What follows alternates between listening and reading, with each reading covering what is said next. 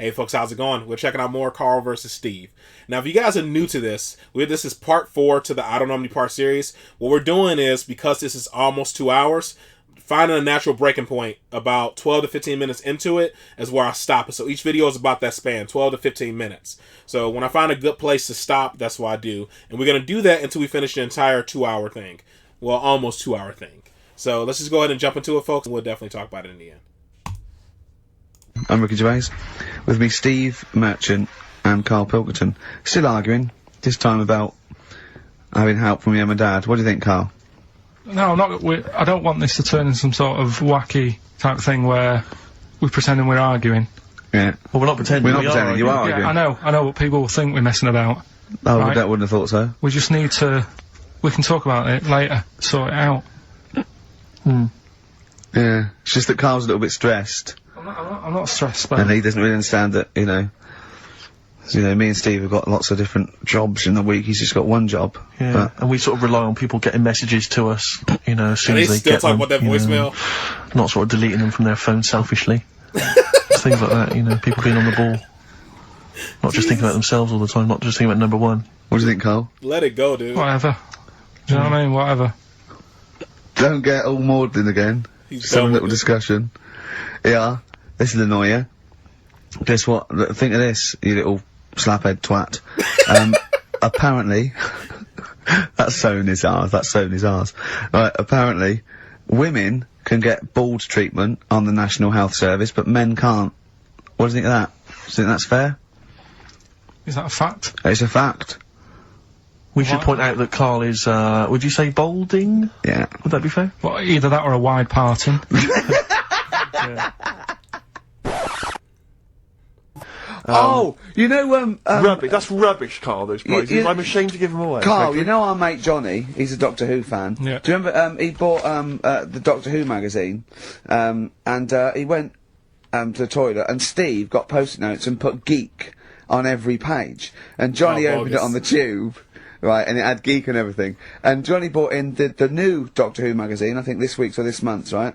And they've done the perfect Doctor Who fan, right, what the geek is, right, and it looks exactly like Steve. Alright, don't have a go, Rick. It does. And he went, and I'm gonna try and put it on the website. It's amazing. It's got your hair, glasses, it stands like you, it's sort of dressed like you, and it's only, it's hilarious, and he was, I mean, I'm insulting you now. I wanna see it sounds that. like an insult, but if you'd see it, you'd laugh. Play Well, Rockbusters, right? Yeah. Right, here we go. Just a little bit annoyed.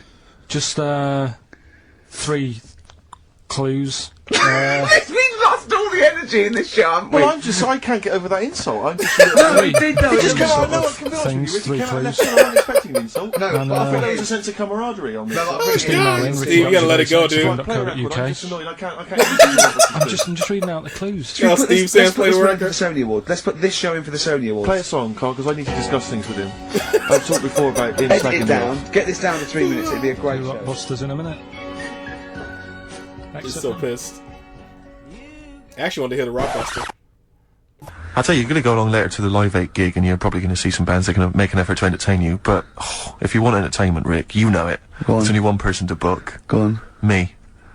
If you you're perhaps having to do, because I mean, I'm obviously a top DJ on the radio, but where I really come into my own is DJing in any kind of club environment. Well, you told me you were DJing, I didn't go to it, DJing at a party, and you said the place was rocking. The place was roaring. And they loved it. Carl just said he was there and they weren't. Well, that's nonsense, Carl, because you know very well that when I'd put on a tune, they'd cheer. Yeah, but it was late on in the night. They would have done that, whatever you put on. That's nonsense. No, they said they were happy and everything. I'm not saying they were having a good time. It was your party. It was all right, but they weren't going mental like you're sort of making up. They were definitely going mental. When I put on the Proclaimers, they could not believe their luck. They would have walked 1,000 miles. Was it good though? Were they really, what were they doing? They were dancing, were they? Dancing and that, but they weren't sort of cheering, going, you know, more and all that at the end. What's about? Oh, Take On Me came on, the big cheer went up. Oh, I don't know who to believe. I've been there, done it, Steve. I've been the DJ as well. Oh, it might be jealousy. It might be like professional jealousy there. Yeah. I think it's because my fortunes are on the up, and these are on the down. You know, we all know famously that he had Pilkey's making music, his DJ outfit. Didn't happen. I did enough. I just wanted to do enough to pay for the equipment. And I did. And that was that. But I don't like crowds, do I? Yeah. It's one of them things, isn't it? Like I've said before, when you first see something, it's a bit of a shock. Do you know what I mean? It's like the Elephant Man or whatever. Yeah. First time you see him, it's that sort of, oh, look at that. Do you remember the first time you saw Steve? No, I'm not being funny. Do you remember the first? Yeah, but I've said this before. It's always then you get used to how people look, and you don't. No. I'm gonna burst. You have to play a record. No, but Play a record. Anyway, I just all I wanted to say, really. Here's tragic. What's tragic? What did you want me to say about that song? just your opinion. Your own opinion was fine. In fact, your own opinion is better than anything I could really hope for. Without doubt. Whenever I ask you a question, you constantly surprise us. Yeah, it's wonderful. So only ever carry on telling the truth, carry on saying exactly what's on your mind, and I think this could become a great. You're like a man who was frozen in Victorian era and has been reawoken and he's kind of discovering the world. Some things make sense, other things don't. It's beautiful. It's as opposed to one that was made in a castle in Victorian times, like Steve. Oh, that's just. Oh, I've joined in with Carl. No. I'm sorry. Yeah, no, it was irresistible though, wasn't it? I'm really sorry. Should we play a record? Why does Steve always act so hurt whenever the Ricky winner, joins in? very lucky, Sandra Cassidy of Leon C. She gets all those great prizes. You know, we've actually had people emailing in saying this is the worst Rockbusters ever because it was too easy, it was boring.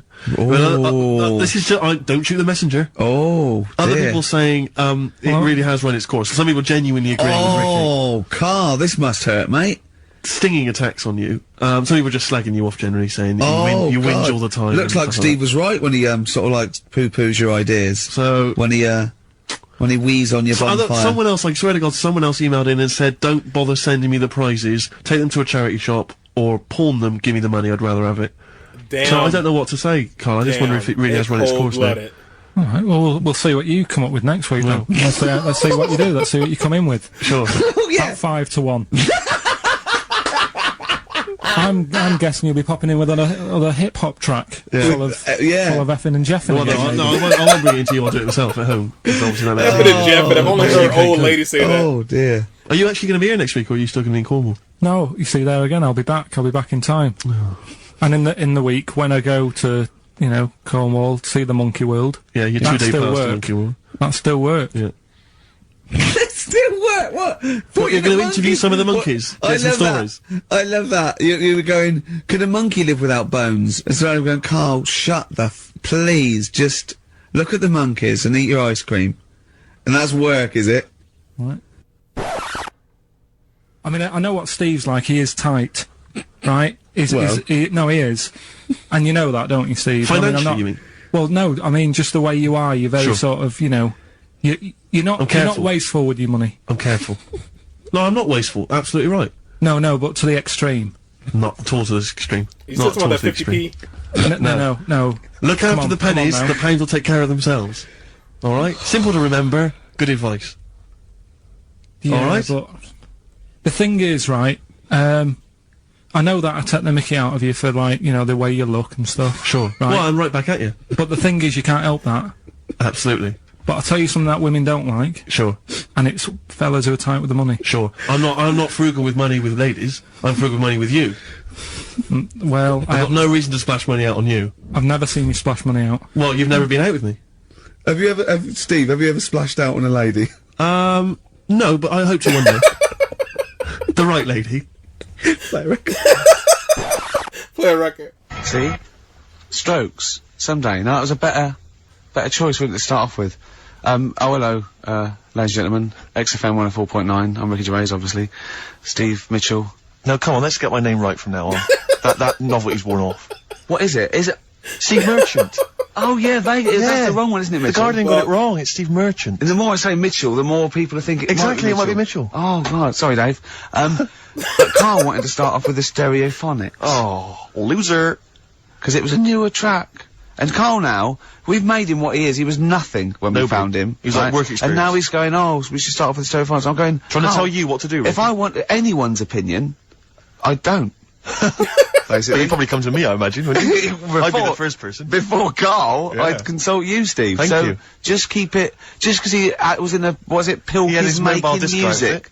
I cannot wait. I'm looking forward to this. I mean, I literally can't wait. Should we do it now? Well, I'm tempted to save it because I just want to mention to people that they should be very excited because it's going to be Carl's special night tomorrow. You excited, Carl? Oh yeah. Oh, this is me and Steve, because we were nominated, we get a guest for the BAFTA Awards. And it's it doesn't say guest, it actually says partner. So I'm taking my partner, and Steve's taking Carl. Yeah. But what Carl doesn't realise is, you will have to pretend you're his partner, otherwise you wouldn't be able we'll have to hold hands when we go on the red carpet. Is this really your partner? It's not just a guest. That's how it is. And either we go in like that, or we can't get in. You just have to be with him when you go up there. I mean, does he have to? We should hold hands, but I think what we should do is, just to make sure that there's nothing at all that, like, it's gonna go wrong, we should just do a little kiss. Just like, or be seen sort of like cheek to cheek, just to show them that, you know, you're not, he's like not Elton John and David he's not just getting his mates in for a free meal, you are actually partners. No, I'm not up for that. Why not?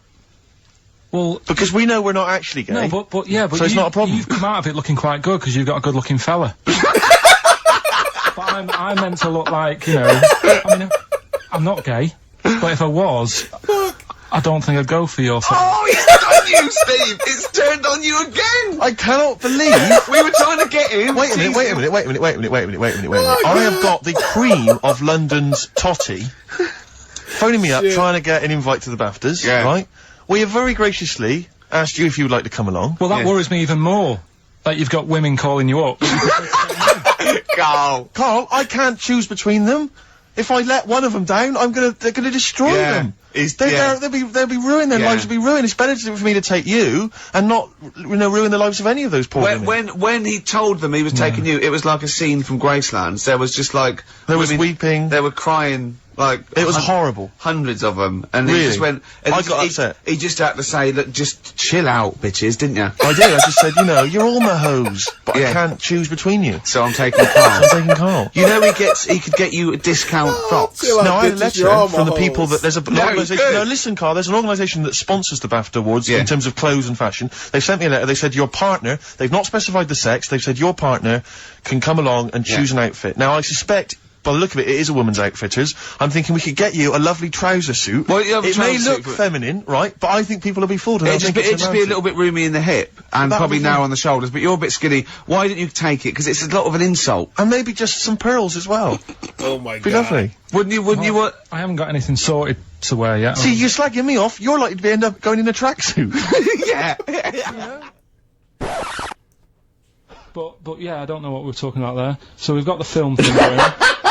I don't know what we were talking about. Film. What were you talking about earlier about glasses as well, and Steve taking his glasses off? What was that? What are you saying that in front of him now for? Was it an insult? It wasn't really an insult. Carl, what were you up to? No, what was it? I genuinely don't remember. I genuinely don't remember. Well, right, Steve, I'm not having a go. Right? Just saying our people, it's a bit weird that you've got glasses because you've got a good pair of eyes on you. Right? That isn't an insult. What were you talking about though? What was it? Why did it was the fact that people who wear glasses always look a bit weird without them on. It's like, they should wear glasses. I know what he means. Okay. Why did we get round to this? What was we talking about? I don't know. I don't know. I don't know what that was. It sounds like an insult, even it wasn't intended as one. It wasn't. It sounds like an insult, Carl. It does, yeah. No, it wasn't. I should be allowed to punch you every time you insult me now. No, but I'm not. I'm doing it. I'm going to give you a dead arm. Look, Steve, it's you. You always even if it wasn't, you intended it to be one. What you? You got to hit him for real. That was real. Play a record. It's mad. That's mad. Is this the Cardigans? Right, brilliant. That was a real player record. It makes me feel better. I can enjoy the rest of the show. I can't believe he hit him for real and he didn't hit him back. Alright guys, we're gonna stop there. We're at 14 minutes. The last one was good. I can't believe he actually hit Carl and Carl didn't hit his butt back. All in all, this one was decent. So far, I don't even remember, but I think my favorite one was part 2, when we went through that 15-minute span that had the most funny moments in it.